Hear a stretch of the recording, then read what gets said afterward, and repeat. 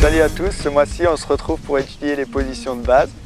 On va voir les 3 positions primordiales à connaître pour commencer la moto. La première position c'est assis pour prendre un virage avec la jambe tendue.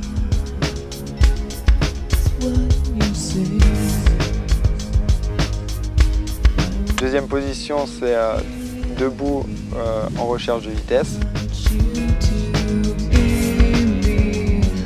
Et troisième position c'est debout au freinage.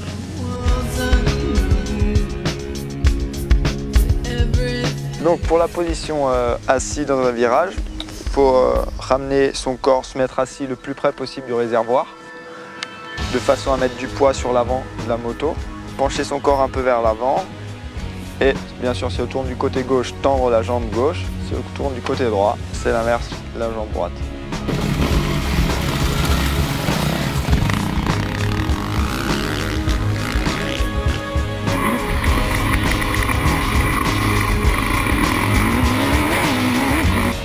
En ce qui concerne la position de la jambe, quand il y a vraiment un bel appui et où on peut vraiment mettre de l'angle, il faut monter la jambe le plus haut possible, en général au-dessus de l'ouïe, pour vraiment pouvoir incliner la moto et faire toucher la poignée par terre.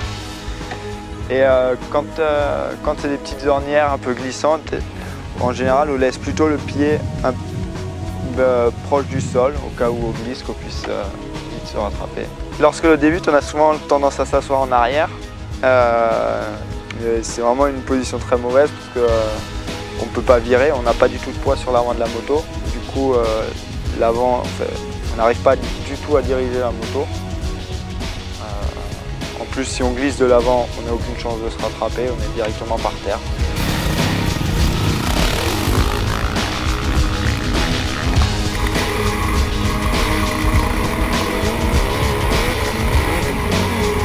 Donc après, la deuxième position, c'est quand on sort des virages et qu'on commence une ligne droite. Quand on sort du virage, on est automatiquement déporté vers l'arrière de la moto pour mettre le poids sur l'arrière, sur la roue arrière. Les pieds, en général, on les pose un peu plus sur la pointe des pieds et, pour pouvoir mieux absorber les trous à la sortie. C'est les premiers amortisseurs.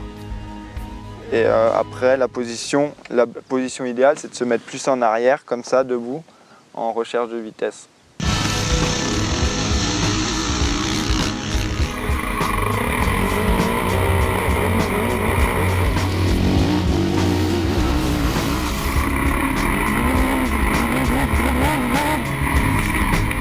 La position de base pour freiner, c'est debout. On freine toujours debout, normalement. Déjà, on a plus de force pour tenir la moto. Après, la bonne position, c'est comme ça, un peu en arrière, les pieds rapprochés sur les repose-pieds pour pouvoir rétrograder et freiner du frein arrière en même temps. Après, il faut bien tenir le guidon aussi, parce que vu qu'on exerce beaucoup de poids sur la roue avant, l'avant de la moto a tendance à bouger.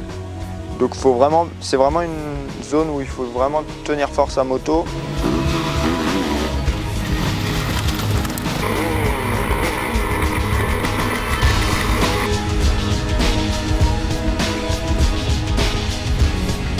On vient de voir les 3 positions de base qu'on va adopter en majeure partie du temps sur un terrain de cross. Après, suivant les circonstances du terrain, vous allez voir qu'il y a encore beaucoup d'autres possibilités.